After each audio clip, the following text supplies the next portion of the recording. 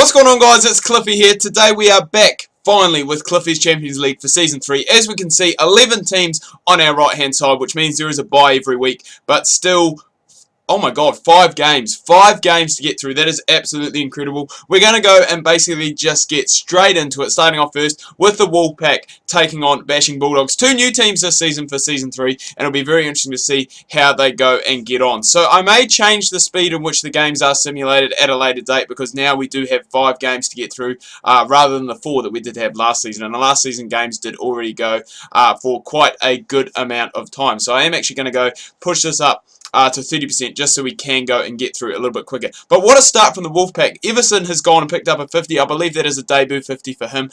First game of the tournament. And Cook has gone and got one there too. But the wild card has gone and picked up his first wicket in this tournament. This is the first time I believe Mitchell Stark has played in the first 3 seasons. But getting Everson for 66 off 64. And Cook has started things off with a bang. First season of Cliffy's, first game of Season 3 of Cliffy's Champions League with 100, and he is moving towards 125. It is a little bit hard to commentate, but I think, no, you know what, we're going to go back down to 20%. We're going to go and just keep it going for a little bit longer. Quick 550 from Griffin, but 300 has been scored, 143 by Cook to go and get things started. And the Bashing Bulldogs, they face an uphill task here, chasing 304 in the first game of Cliffy's Champions League. But I don't know what it is, but players just seem to be playing with a lot less fear this season.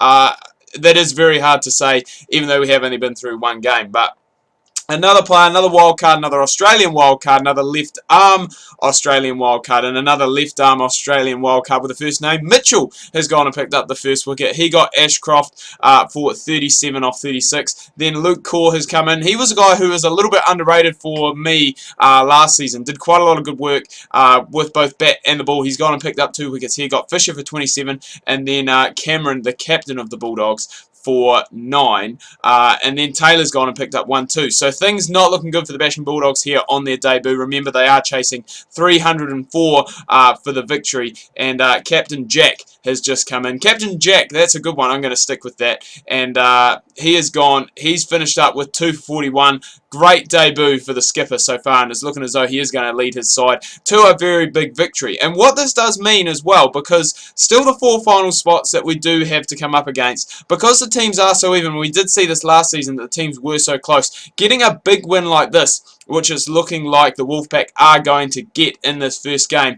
could be absolutely crucial to their cause. And as we can see, a win by 63 runs. It is a big win by 63 runs. Peter Cook, man of the match there, obviously. 143 not out of 139. What a way to start. Well, what a way to start for the Wolfpack, I guess you would say. Bashing Bulldogs, they don't pick up their first win, but they will be back next week hoping for another, well, hoping for their first one there. So that is the first game done and dusted, and as I said, net run rate is a big thing, and the Wolfpack already have 1.26 up there, along with their 2 points that they do have beside their name. Next game, Vikings taking on the Boundary Bashers. Boundary Bashers did make their debut in the competition last season. The Vikings, I guess, are a original team, and I think the Vikings made the top 4 from memory. I think they finished 3rd. I think they've finished 3rd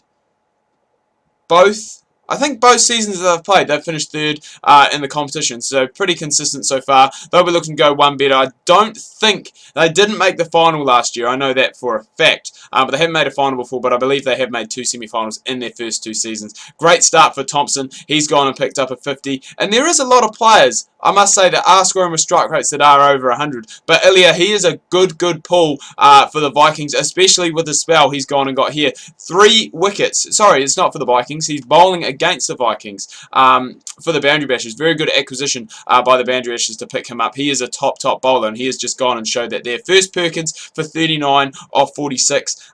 Then we have seen Thompson go for 70 off 67, and then the captain Roberts for 2 off 7. But nonetheless, it does still give a very good opportunity for the Vikings to get a decent score on the board, which is looking as though what they are doing. Bath has gone and picked up a 50 in the meantime, and Illingworth, who really in Season 2, Season 1 was just not his season, things just could not go his way. He's gone and picked up a 50 here. But Season 2 really turned things around with both bat and ball, and did turn into probably one of the all-rounders of the season. So Very good choice, I guess, for the Vikings to go and keep him there. And I'm not 100% sure actually what they finished up on, but Westwall goes and he gets a wicket very, very early on. So they will definitely go and take that there. And very, very good start.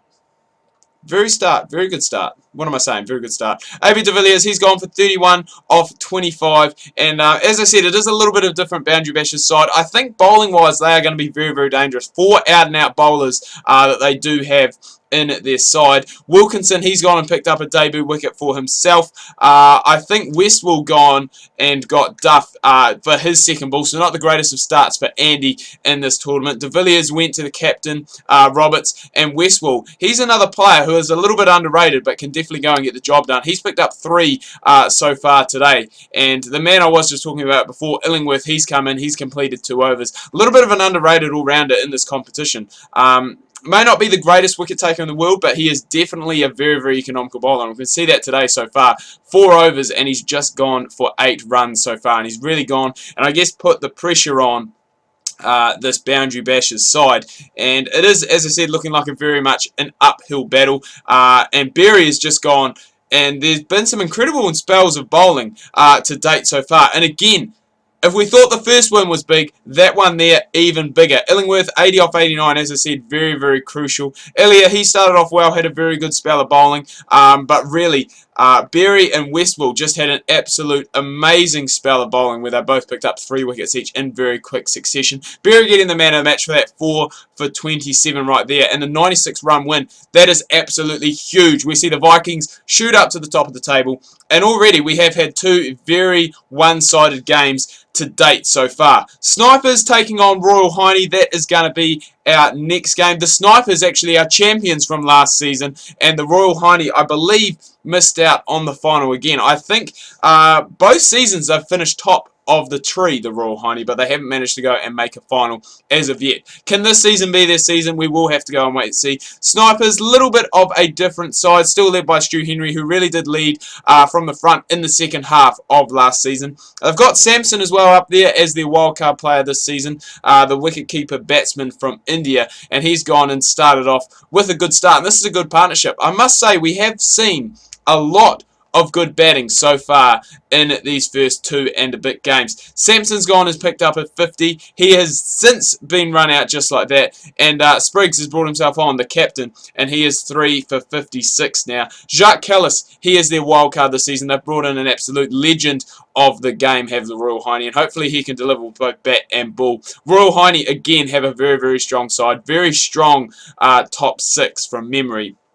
But it will be interesting to see. Lapakis, he had a very good season too. I believe, I'm not 100% sure, a lot of players going through this Champions League now, so it is hard to remember who played for who last season. But I'm not sure 100% if he was retained. I think he was retained. Very good for the... Very good for the Snipers last season is what I'm trying to say. Spriggs has gone and picked up a couple. Champion has come in and got a few as well. And those are some good wickets, especially towards the back end of the innings for this Royal Hiney side. And it's looking as though they are going to keep these Snipers to 240, so that is what is needed. And as I said, such a strong batting lineup. Frost, Lickley, Callis, Spriggs, Lindsay and Crook as your top 6. That is probably one of the best top 6 that is going around in the tournament to date so far. Frost has gone, had a very good start, 27 off 25 balls, but since has gone and got out. And Tyson Bennett has gone and picked up the legend Jacques Callis for 13 off 14. So Lickley, he's hanging in there. He played for the Sharks last season, I did know that, and was a very, very good player. Very hard to let him go. But just other players that really did excel and needed to be left in the side. He has just gone, I'll put the kiss of death on him, 34 off 59. He has gone to Dayal. And you know, this game is still very much in the balance. Obviously, 240 is what is needing to be chased. Spriggs is gone. He is leading from the front, the captain, 70 off 60 so far. And as I said, this one really could go down to the wire. It is going to be very, very close, especially with Tyson coming in and getting the double banger. I think he possibly even got a hat-trick. And then Muscat went and picked up Spriggs as well. So this is going to be a very, very close finish. I still think the Royal Hiney are going to get up, but a little bit of a scare towards the end, especially. It was 240 actually that they were chasing. And that's what we like to see, a lot more closer games. Captain Spriggs, man of the match, he got 76 of 78, as we can see there, and 2 for 35 with the ball. So really carrying on, you know, leading from the front as a captain with both bat and ball is something that is going to be crucial to this Royal Hiney cause this season. Tyson Bennett, he took a few wickets, was a little bit underused last season, so hopefully this year he can go and get a bit of, I don't even know what I'm trying to say, just get a bit of oomph into him. That's the word I'm definitely looking for. Next up, two teams from Season 2, Shredders and the Sledging Cyclones. The Cyclones, you know, they have changed a little bit this season. Obviously, last season was...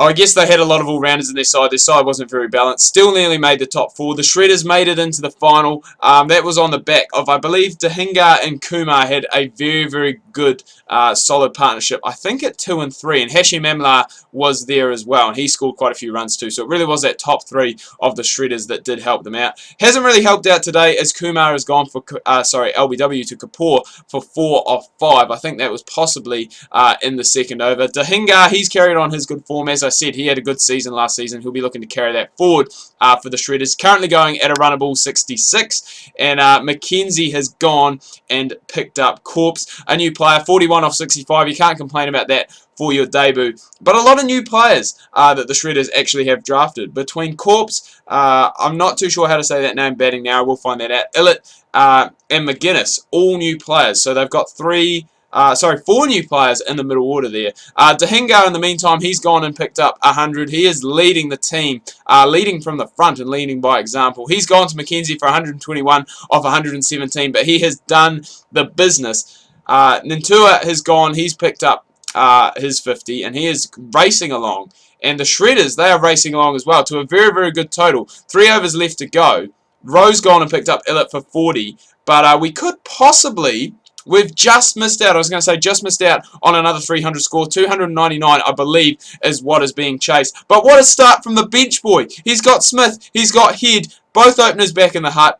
8 off 3, none off 4. And things are looking quite sour for the Cyclones at this stage. Kumar's gone and picked up a run out. 42 off 26. And Kapoor, I'm not sure what he's doing. He is really struggling. 17. I was going to say he was really struggling there today. 19 off 54. And wow, what a cracking start to this game it has been. Bench boy, he's bowled out his 10 overs. Very expensive. 2 for 61. But he's gone and picked up those wickets very, very early on. Brown was really the only guy that did put in a little bit of resistance with his 42 off 26. But he is now gone. Harden's gone for 5 off 25, and a lot of work to do for the captain. Remember, 290 odd is what is needing to be chased, and you're imagining after we had 2 fairly one-sided games and then a close game that this one here is going to be one-sided as well, and that does, as I said, seem to be the case at the moment. Mackenzie, he stood up. He did bat a little bit low last season, I think, for my liking. Has raised himself up the batting order, obviously the captain of the Sledging Cyclone side. He's made 58 off 80 before he's gone and got out, but this is looking like it is going to be another 80-odd run victory. And as we can see, actually 95 runs is the margin of victory. So all of a sudden, even after one game, we do have a lot of teams that are going to be playing some big, big catch-up cricket. What am I saying? We still have one game left. The Sharks at their new home ground, playing at the Shark Tank this year, boys. Hopefully we can go one better. Did miss out on the semi-finals. Missed out on the top 4. Very surprising after being top for majority of the season. Taking on our third new team, the Master Blasters. Let's go and get into it. So it's the Master Blasters who are batting first. And what a start for the Sharks. Kitchen Fitz goes and gets Russell for a goal. Well, no, what is that? It's not a golden duck. I'm trying to think what the name of the duck is when it is the first wicket of the game. I think it's a platinum duck from memory. And there is another player who has gone, sorry, another two. I'll just get to that. But the first one was Quinton de Kock, who went LBW to Imran Tahir, who is the wildcard player for the Sharks this season. 18 off 19. And McIntyre gone to Kitchen Fit. So he started off very, very well. 24 off 33. And you know, the game's still pretty much in the balance. You know, through 20 overs, 3 for 100, you could say it really could go either way. You know, really anyone's game to lose at this stage. So a few wickets here obviously will really help the Sharks. The Master Blasters, they can build a partnership, which they are doing quite well at the moment. Could really go and change things around. Hasty, he's gone and picked up a 50. He's gone past that quite a wee while ago. But Baxter's come in and Jay Pookie's come in. And again, it has been wickets in clumps that have really let teams down so far. So first of all, I think it was Throw who went to Baxter for 48. Then it was Irie who went for 3 off 10, and then Pookie picking up a couple. I think he got Ravenhall and then Hasty for 68. Baxter's gone and picked up Beavis as well for 15 off 20. And lucky enough, the Master Blasters, I keep wanting to say Master Batters, but the Master Blasters do have a fairly decent score on the board. 236 is what is being chased. And as I said, it is a very new look side for the Sharks this season. A lot of new players that are in there. So it will be very interesting to see what happens there. But similar to the Master Blasters innings, both openers back in the hut very, very early on. Bray went first to Hess for 2 off 7. Then Turnbull went. Turnbull was an absolute star for the Sharks last season. Leading run scorer, so hopefully he can go and do that again. He went for 8 off 12. We've seen Sammy Farnworth. He's gone for 21 off 24. And we've seen Sharky has just gone to pick up Cosmos as well. Cliff, myself, I have raised myself up the batting order. Last season, I think I did bat a little bit low. For my liking, and I really want to go and contribute with both bat and ball. So batting at number 5 this season, and hopefully between myself, Dean, and Pookie, we can really go and you know, contribute with the bat, because we were players that did, you know, are the all-rounders and did bat a little bit lower last season, but didn't really get the opportunity. Jay Pookie's gone for 27 off 31, and all of a sudden that 230, which was looking fairly comfortable for the Sharks to go and chase down, isn't looking that comfortable now. It is going to take a big, big effort to go and get up there. I've just missed out on my 50, gone for 49 off 83. Tahir's gone for 1 off 7 as well, and it's looking as though the Sharks are going to head to a defeat in their very first game of Season 3. As you can see, the Master Blasters there, winning by 37 runs. Irie, 3 for 40. Very good effort from him with the bat. But it is Hasty who does pick up the man of the match for his 68 off 84. And none of the Sharks batsmen really did get going today. They got starts and then just couldn't quite get there. So taking a look at the league table to date so far, the Vikings, they are top, closely followed by the Shredders, the Wolfpack, Master Blasters, and Royal Hiney, all on 2 points after their wins, just separated by net run rate. Wicket takers have a bye, so they are sitting smack bang in the middle at the moment. They will be in round 2, so you wicket takers players, don't worry, we will see you next week. Then we are followed by the Snipers, the Sharks, the Bashing Bulldogs, the Sledging Cyclones, and the Boundary Bashers, who most of them should be back next week looking for their first win. But anyway, guys, I'm going to wrap things up here. Do hope you've enjoyed this video. If you have, please remember to leave a like. If you are new, please do subscribe. Make sure you check out my Facebook and Twitter. Links that can be found down below in the description. Hope you guys had an amazing weekend and you're enjoying having Cliffy's Champions League back as much as I am. We will see you tomorrow for some more Don Bradman cricket, my career. That video is coming your guys' way. Make sure you do not miss that.